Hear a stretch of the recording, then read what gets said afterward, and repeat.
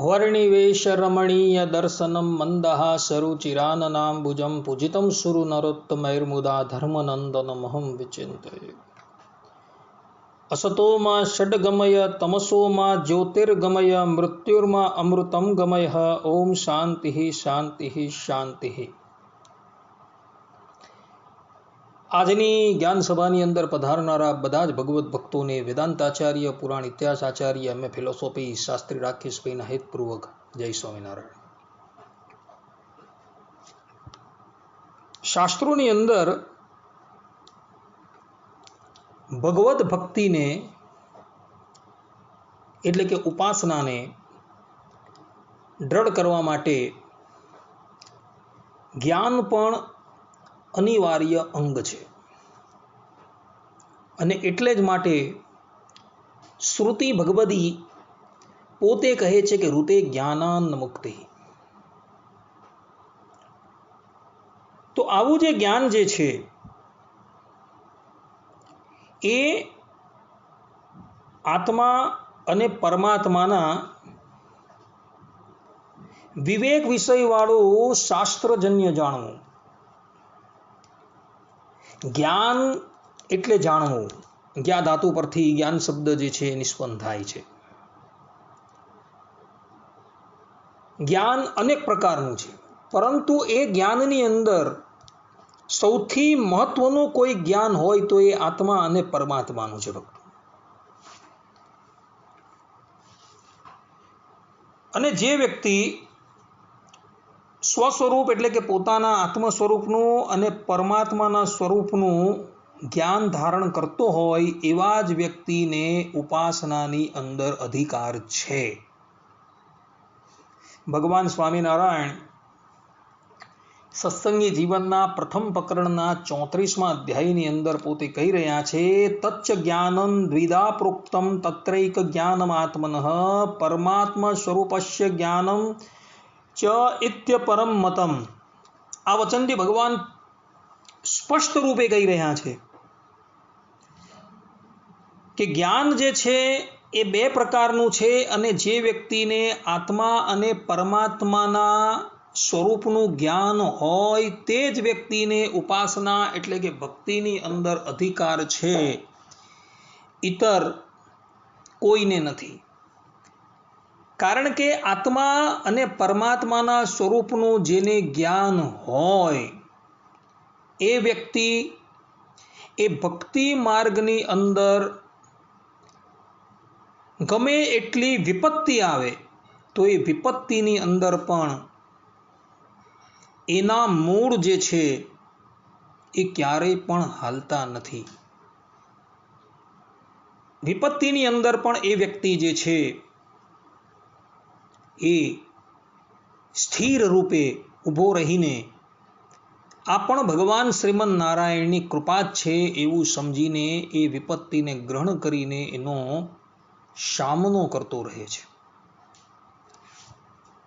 માટે આત્મા અને પરમાત્માનું જ્ઞાન જે છે એ અત્યંત જરૂરી છે ભક્તો। અને એ જ્ઞાન જે છે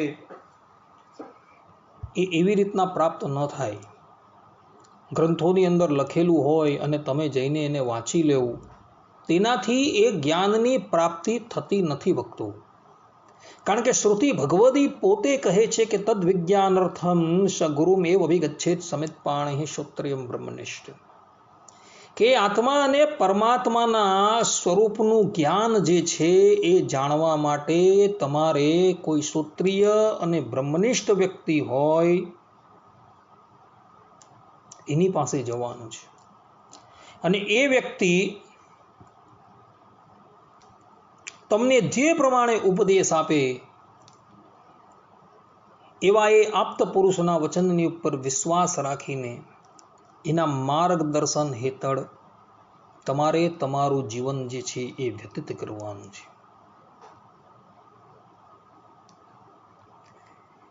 આત્મજ્ઞાન છે ને ભક્તો તે પણ પ્રકૃતિ વિલક્ષણ જ્ઞાનેક ગન પરિશુદ્ધ ગુણાષ્ટક વિશિષ્ટ નિત્ય આત્મા સ્વરૂપના સાક્ષાત્કારની અંદર પર્યવસાન પામનારું હોવું જોઈએ।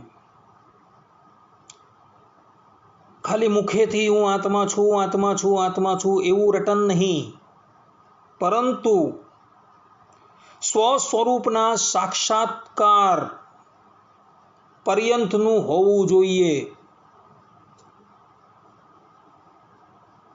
આ સિદ્ધાંત મહાપુરુષોએ નક્કી કરેલો છે. અને પાછું એ જ્ઞાન પરમાત્માની સ્વાભાવિક દાસતાના અવિચ્છિન્ન અનુસંધાનવાળું હોવું જોઈએ. પ્રથમ એ જ્ઞાન જે છે આત્મનિષ્ઠાનું જ્ઞાન, આત્મ સ્વરૂપનું જ્ઞાન એ સાક્ષાત્કાર પરાયણ હોવું જોઈએ. અને બીજું પોતાના આત્માની અંદર એવો દ્રઢાવ રાખવાનો છે કે હું ભગવાનનો દાસ છું, એવું અવિચ્છિન્ન હોવું જોઈએ. તો એ જ્ઞાન જે છે એ વાસ્તવિક જ્ઞાન કહેવામાં આવે છે. કારણ કે શાસ્ત્રો જે છે એ પરમાત્માની સ્વાભાવિક દાસતાનું પ્રતિપાદન કરે છે. અર્થાત કે જીવાત્મા જે છે એ પરમાત્માનો સ્વાભાવિકપણે અનાદિકાળનો દાસ જ છે એવું પ્રતિપાદન કરે છે. જેમ કે શાસ્ત્રો કહે છે દાસભૂત સ્વતઃ સર્વૈરાત્મન પરમાત્મન, કે દરેક જીવાત્માઓ જે છે એ સ્વતઃ કે ભાઈ સ્વાભાવિક રીતે જ એ પરમાત્માના દાસ છે. ભક્તો, શાસ્ત્રોમાં બીજે પણ કહ્યું છે જ્ઞાનાંદમય સ્વાત્મા શેષો હિ પરમાત્મન. અહીં પણ સ્પષ્ટ રૂપે કહ્યું છે કે જીવાત્મા જે છે એ પરમાત્માનો શેષ છે, અર્થાત કે એનો દાસ છે. પરને માટે જ જેનું સ્વરૂપ જે છે એ કલ્પેલું છે એટલે એને શેષ કહેવાય છે. જીવાત્માનું સ્વાભાવિક સ્વરૂપ જે છે એ પર એટલે કે પરમાત્માને માટે જ કલ્પાયેલું છે, એટલે સ્વાભાવિક રીતે એના ઉપભોગની અંદર જ આવે છે. અને આ શાસ્ત્રો પ્રમાણથી એ વાત સિદ્ધ થઈ જાય છે કે જીવાત્મા જે છે એ અનાદિકાળનો ભગવાનનો દાસ છે. એટલે એ જીવાત્મા જે છે એ અજ્ઞાનની અંદર છે, એ ભગવાનની સ્વાભાવિક દાસતા ભૂલી જાય છે અને મનુષ્ય દેહની અંદર પોતે સ્વરાટ છે, સ્વતંત્ર છે, એ પ્રમાણે એ અનુભવે છે. તો એ પ્રકારનું જે જ્ઞાન જે છે તેને તિલાંજલિ આપી દેવાની છે અને હું સ્વાભાવિક રીતે ભગવાનનો દાસ છું એવું અવિચ્છિન્ન તમને અનુસંધાન હોવું જોઈએ. આવું જે જ્ઞાન જે છે એ જ વાસ્તવિક આત્મજ્ઞાન છે. ભક્તો,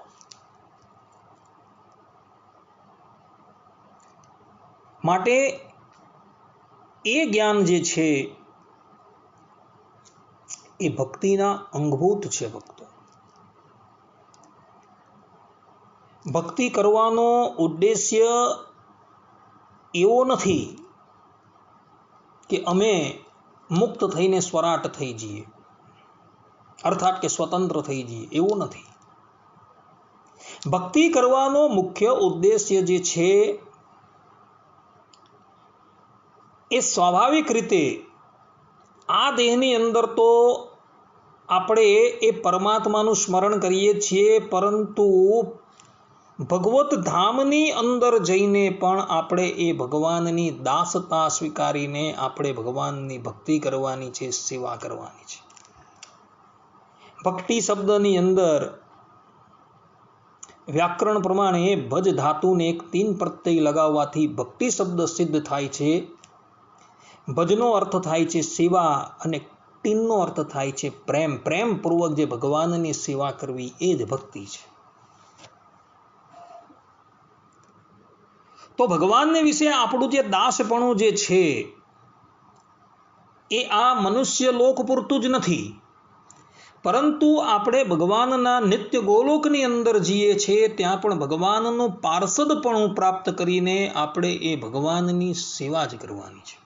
તો કોઈ વ્યક્તિ એવો તર્ક કરે કે ભાઈ સેવા તો એક પ્રકારનું દૂષણ છે, સેવાનો અર્થ જ થાય છે ગુલામી, બંધન, તો આપણે અહીં બંધનમાં છે તો પરલોકની અંદર પણ શું આપણે ભગવાનના બંધનમાં જ રહેવાનું છે? તો પછી એને મુક્તિ કેવી રીતના કહેવાય? તો એ લોકોને કહેવાનું ભક્તો કે પરબ્રહ્મ પરમાત્મા જે છે, જે ગુણૈક રાશિ છે, જેની અંદર અનંત દિવ્ય કલ્યાણકારી ગુણો અનાદિના વિદ્યમાન છે, જીવાત્મા જ્યારે એ પરબ્રહ્મ પરમાત્માના ધામની અંદર જાય છે ને, ત્યારે એ જીવાત્મા પરમાત્માની અંદર અનંત કલ્યાણકારી ગુણોનો અનુભવ કરે છે. કારુણ્ય, સૌશલ્ય, ઔદાર્ય ઇત્યાદિ ગુણોનો એ અનુભવ કરે છે. અને તે વખતે એને સેવા કરવાની ઈચ્છા ન હોય તો પણ સામું ચાલીને ભગવાનની સેવાની અંદર જોડાઈ જાય છે. જે પ્રમાણે પ્રાકૃત લોકની અંદર કોઈ વ્યક્તિ અતિશય ધનવાન હોય, રૂપવાન હોય, એની પાસે અનેક પ્રકારના ઐશ્વર્ય હોય છે, છતાં પણ કોઈ અતિશય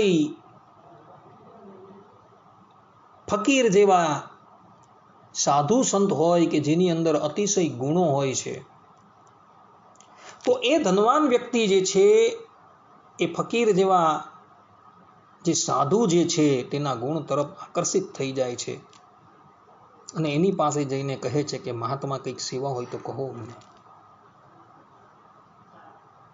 તે જ પ્રમાણે એ પરબ્રહ્મ પરમાત્મા જે ભગવત ધામની અંદર બિરાજમાન છે, જેના અનંત કલ્યાણકારી ગુણો છે, એ ગુણોની તરફ એ જીવાત્મા જે છે એ આકર્ષિત થઈ જાય છે. અને આકર્ષિત થઈને એ જીવાત્મા ભગવાનની સેવાની અંદર જોડાઈ જાય છે. આ સિદ્ધાંત મહાત્માઓએ નક્કી કરેલો છે ભક્તો. એટલે જીવાત્મા મુક્ત થાય છે, પરંતુ એ કોનાથી? કાળ, કર્મ, માયાથી મુક્ત થાય છે. પરંતુ પરમાત્મા થકી એ મુક્ત નથી થતો. પરમાત્માની અંદર તો એ હંમેશા જોડાયેલો જ રહે છે. અને સેવા કરવી પણ એને બહુ ગમે છે. કહેવાનું તાત્પર્ય ભક્તો એ છે કે ભગવત ભક્તો જે છે એ ભગવાનની સેવાની અંદર, ભગવત ધામની અંદર પણ અખંડ જે છે એ જોડાયેલા રહે છે. માટે જીવાત્માનું જે સ્વાભાવિક દાસપણું જે છે, જે સ્વતઃ દાસપણું, જે અનાદિકાળથી એ ભૂલી ચૂકેલો છે,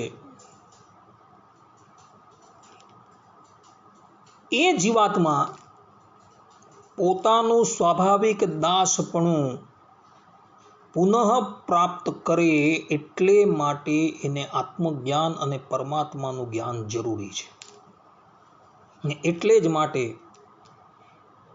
એ ગુરુની સમીપની અંદર તદ્વિજ્ઞાનાર્થમ સ ગુરુમેવ અભિગચ્છેત સમિત પાણિ શ્રોત્રિયમ બ્રહ્મનિષ્ઠમ, એમાં કહ્યા પ્રમાણે ગુરુની સમીપમાં જાય છે અને ગુરુની સમીપમાં જઈને એ જ્ઞાનની પ્રાપ્તિ કરે છે ભક્તો. માટે આત્મજ્ઞાન એ પણ અત્યંત જરૂરી છે અને પરમાત્માનું જ્ઞાન છે એ પણ અત્યંત જરૂરી છે ભક્તો. માટે આ બે જ્ઞાન જે છે એની પ્રાપ્તિને અર્થે જીવાત્માએ ગુરુના શરણની અંદર જવાનું છે. જે જીવાત્માને આત્મજ્ઞાન છે અને પરબ્રહ્મ પરમાત્માના સ્વરૂપનું જ્ઞાન છે, અને આત્મા અને પરમાત્માના સ્વરૂપના જ્ઞાનથી યુક્ત થઈને જો એ ભક્તિ યોગની અંદર આરૂઢ થઈ જાય છે, તો એની ભક્તિ જે છે એ ગમે એટલા કપરા સંજોગની અંદર પણ વિચ્છિન્ન થતી નથી, અવિચ્છિન્ન જ રહે છે. માટે ભગવાન સ્વામિનારાયણે શિક્ષાપત્રીની અંદર પણ જોજો, મહાત્મય જ્ઞાન યુક્ત ભૂરી સ્નેહો ભક્તિશ્ચ માધવે, આવા શબ્દ યોજેલા છે કે મહાત્મય જ્ઞાન પૂર્વકની ભક્તિ ભગવાનને વિશે હોવી જોઈએ. જો ભગવાનને વિશે મહાત્મય જ્ઞાન યુક્ત જો ભક્તિ હોય તો એ ભક્તિ માર્ગમાંથી એ જીવાત્મા ક્યારેય પણ પડશે નહીં. આ સિદ્ધાંત વાત છે. ગયા વખતની જ્ઞાન સભાની અંદર આપણે બધા ભગવાનનો ભક્ત જે છે એ ભક્તિ માર્ગની અંદર જે 32 પ્રકારના અપરાધો કરે છે એ અપરાધોનું વિગતવાર દિગ્દર્શન કરતા હતા. 32 માંથી 30 અપરાધો જે છે એને આપણે વિગતવાર જોયા. 31મા અપરાધની અંદર ભગવાન સ્વામિનારાયણ પોતે કહે છે કે ભગવાન સામે કોઈની ઉપર અનુગ્રહ એટલે કૃપા કરવી એ અપરાધ છે. પરબ્રહ્મ પરમાત્મા શ્રીમદ નારાયણ નિજ મંદિરની અંદર બિરાજમાન છે અને કોઈક અતિશય દરિદ્ર વ્યક્તિ ઠાકોરજી પાસે આવે અને ઠાકોરજીની પાસે તમે પણ ઊભા રહ્યા હોવ અને દરિદ્ર વ્યક્તિને જોઈને તમે એના પર અનુગ્રહ કરો, એને આશીર્વાદ આપો, તો એ બહુ મોટો અપરાધ છે. કેમ? કારણ કે અનંત કોટી બ્રહ્માંડ નાયક શ્રીદેવી, ભૂદેવી, નીલાદેવી અને રાધાદેવીના પતિ સાક્ષાત તમારી સન્મુખ બિરાજમાન છે અને પછી એને મૂકીને તમે કોઈ અલ્પજીવની ઉપર અનુગ્રહ કરો તો એ પરબ્રહ્મ પરમાત્માનું એક પ્રકારનું અપમાન થઈ જાય છે ભક્તો. માટે પરબ્રહ્મ પરમાત્મા શ્રીમદ નારાયણ જે સ્થાનની અંદર બિરાજમાન હોય અને ત્યાં કોઈક અલ્પજીવ જેની સ્થિતિ અતિશય સામાન્ય છે એ આવે ને તમારી દ્રષ્ટિ એના પર પડે છતાં પણ મનથી પણ તમારે એના પર અનુગ્રહ ન કરવો. કારણ કે ભગવાન જે છે એ સન્મુખ બિરાજમાન છે. તો એ ભગવાન બિરાજમાન છે એની સન્મુખ તમે એક અતિશય ક્ષુદ્ર જીવ છો અને ક્ષુદ્ર જીવ હોય તમે કોઈ બીજા જીવની ઉપર અનુગ્રહ કરવો તો એ ભગવાનનું અપમાન થયું કહેવાય. માટે ભક્તો ખાસ યાદ રાખજો, પરબ્રહ્મ પરમાત્મા શ્રીમદ નારાયણ જે સ્થાનની અંદર બિરાજમાન હોય તે સ્થાનની અંદર કોઈ ક્ષુદ્ર જીવની ઉપર પણ તમારે કૃપા ન જ કરવી. કારણ કે આમ કરવાથી ભગવાનની મહત્તા જે છે એ દૂર થઈ જાય છે અને તમારી મહત્તા જે છે એ મોષિત થઈ જાય છે. માટે આ અપરાધથી ભક્તો હંમેશા બચજો. કોઈ ક્ષુદ્ર જીવ હોય અને તમારે કંઈ એના પર અનુગ્રહ કરવો હોય તો ભગવાનને કહેજો. એના પરથી તમે ભગવાનની પ્રાર્થના કરજો કે હે પ્રભુ, આનું દારિદ્ર દુઃખ છે એને આપ સમાપ્ત કરો. આ જે પણ કોઈક દુઃખથી પીડાય છે એ દુઃખને તમે ક્ષમા કરો, એના દુઃખનું નિવારણ કરો. આ પ્રમાણે ભગવાનને માધ્યમમાં લઈને તમે જો ભગવાનની પ્રાર્થના કરો તો એ યોગ્ય છે. પરંતુ સ્વતંત્ર રીતે તમે એ ક્ષુદ્ર જીવની ઉપર જો કૃપા કરો તો એ મોટો અપરાધ છે ભક્તો. માટે આવો અપરાધ ન થાય એની કાળજી લેજો. ક્યારેય પણ ભગવાન બિરાજમાન હોય તેની સન્મુખ કોઈ જીવની ઉપર અનુગ્રહ ક્યારેય પણ કરતા નહીં, કારણ કે એ બહુ મોટો અપરાધ છે. આટલું કહીને હું મારી વાણીને વિરામ આપું છું. સર્વે સંતુ નિરામયઃ, સર્વે સુખીનો ભવંતુ, સર્વે ભદ્રાણી પશ્યંતુ, માં કશ્ચિત દુઃખ ભાગ ભવેત. અહીં 32માંથી 30મો અપરાધ જે છે તેની પણ સમાપ્તિ થાય છે. હવે પછીના પ્રવચનની અંદર આપણે 30મો નહીં 31મો અપરાધ જે છે તેની પણ સમાપ્તિ થાય છે ને હવે પછીના પ્રવચનમાં આપણે 32મો અપરાધ જે છે એ જોશું. ત્યાં લગીને બધા જ ભક્તોને હેતપૂર્વક જય સ્વામિનારાયણ.